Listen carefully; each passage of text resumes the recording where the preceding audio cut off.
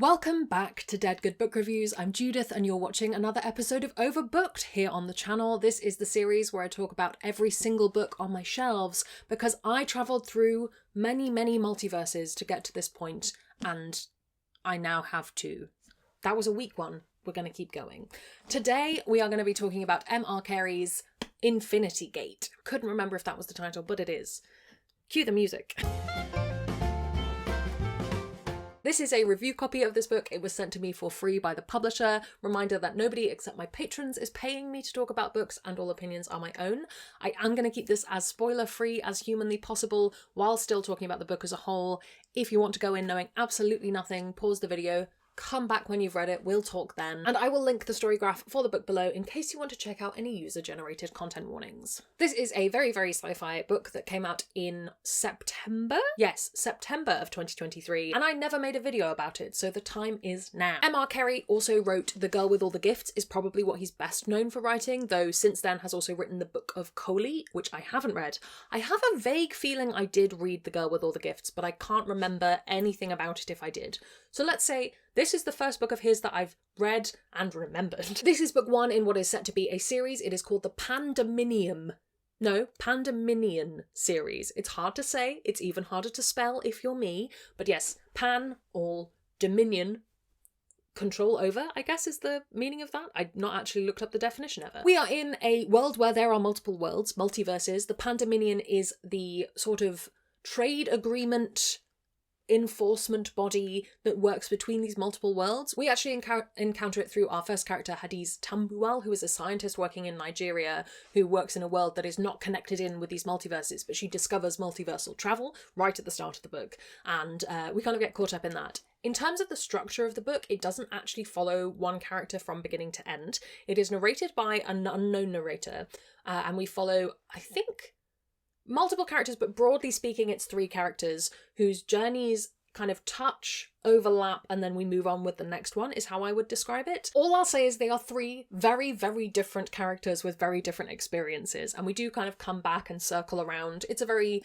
multiversal kind of story in that way. I am going to put it down because it's hurting my arm. In terms of those characters, because I think that probably is the bit of the book that I enjoyed the most, I suppose. I really liked that structure. I liked that idea of the kind of characters touching and then moving away as a storyline. I liked these characters. None of them are overtly good characters. I think the last one probably more so than the other two. They have complexity to them. They're very interesting people to explore this world through. I think particularly the second character. I'm trying not to spoil things for you, but I liked the second character most in terms of how interesting they were. I liked that the story explores more than just human-shaped humans. We are primarily looking at multiverse Earths, but it looks at what it might be to have a multiverse Earth where, for example, humans didn't evolve ape-shaped, right? If we're accepting infinite realities, then we have to accept some of them are very different. Really interesting world building in terms of how these different characters interact with their world, with other worlds. How does multiversal travel work? How are you authorizing it? How are you controlling it? Very cool. It's a surprisingly engaging and exciting plot in a book that's very science heavy in a lot of places. I think particularly on this reread that I did to make this video, it's got a lot of very heart-racing moments to it. There's some really exciting stuff going on. It's very much a story where you have peaks and troughs of how exciting things are and how much is being explained to you, which some people really enjoy. Some people prefer big explanation and then a lot of action. Your preference may vary. I thought it was balanced very well. I say balanced very well. I felt like the latter half of the book, maybe the latter third, was much more exciting than the first half, but there's so much to set up in a sci-fi novel of this kind that I kind of gave it a bit of a pass. And I think this is a really interesting book in terms of conversation about stewardship of the Earth and the climate crisis. That's not what the book is trying to explore, but obviously the implication of you've messed up your one world, can you go take resources from another? How do we control mining places where life has never formed? What's the ethics of that? It made me have a lot of questions. I think a lot of people hold this weird, strange hope that because the climate crisis feels so hopeless, that we'll find another place to be and it'll be okay if we mess up this world because there'll be another one. And there isn't. That only exists in sci-fi. But I think the idea that even that would be something we could mess up, it was a thought-provoking thing for me personally. So yeah, in terms of stewardship and kind of making you feel a lot of feelings about our Earth and our lives on it, I had a lot of feelings. So I've said all of the good stuff. I do think this is a book that I'm surprised I liked twice, because it has a lot of things that I usually don't enjoy in sci-fi. There's a lot of science. There's a lot of explaining complicated science things that are also kind of made up science things, so I have no idea if they're correct, and I don't know what's based in real science and what's based in a theory that this guy had. I tend to bounce off very science-heavy books. I persevered in this partly because of a sunk cost thing of, at that point, I'd read enough that I was ready to keep going, and also I think because of those compelling characters. But if you do not like much science in your sci-fi, I don't think this will be one for you. I think it's also very slow to start. I mentioned that it takes a while to get going. There's a lot to set up, but similarly there's a lot that you're not shown, and you're just sort of expected to experience that through the character's eyes. It doesn't always work. It can make it feel a little bit stilted, and I do think it's worth acknowledging that because of this touching, moving away character structure of the book, it does feel a little bit like 3 books crammed into one. I think it'll be really interesting to see how the sequel goes and whether we follow those characters again and how the book is structured. I think that will have a big impact on how I see book 1 retrospectively, but that's not out till 2024. I do think this is a book that needed a reread for me to feel confident in talking about it. If I tried to make this video having just read it once, I wouldn't have been able to talk about all the things I enjoyed because I wouldn't really have been able to pick up on them because I was kind of confused. This is very much the kind of book where, for me, I have to know where the ending is so that I can read it and know what I need to be paying attention to. And I definitely found that in this second go around, it was much more of a better experience.